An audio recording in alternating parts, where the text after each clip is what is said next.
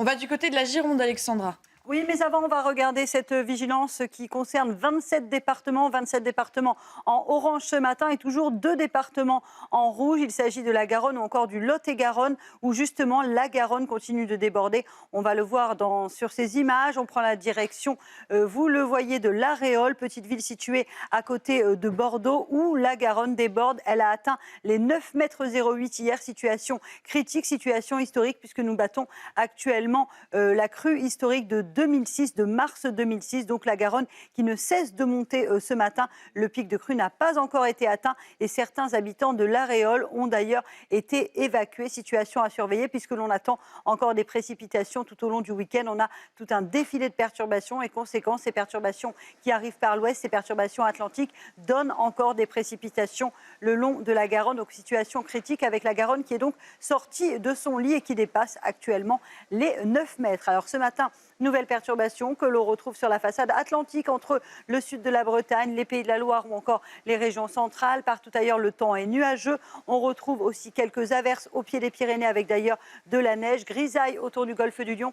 et risque d'avalanche maintenu en montagne. On va en parler puisque la situation est exceptionnelle. On a eu des cumuls de neige particulièrement importants et donc conséquence, nous avons ce risque d'avalanche qui est tout simplement maximal. Dans l'après-midi, très peu d'évolution, toujours de la pluie sur les régions du nord. On retrouvera également de la grisaille partout ailleurs et quelques précipitations malheureusement le long de la Garonne et surtout autour du golfe du Lion entre le Var, les Bouches-du-Rhône ou encore en allant vers la Drôme et vers l'Ardèche avec donc de nouvelles précipitations à prévoir. Les températures, grande douceur ce matin. On est toujours au-dessus des normales, 7 degrés en moyenne à Paris, 11 degrés au pied des Pyrénées, 2 petits degrés à Grenoble. Ça baisse quand même sur le Grand Est avec des températures un peu plus hivernales. Ce n'est que le début. Et puis dans l'après-midi, les températures s'orientent légèrement à la baisse et restent à peu près conformes au normal de saison. 9 à 10 degrés en moyenne entre le Calvados et le bassin parisien. Vous aurez 12 degrés à Clermont-Ferrand, 13 degrés à Marseille et localement jusqu'à 18 degrés pour le nord de la Corse. La suite du programme,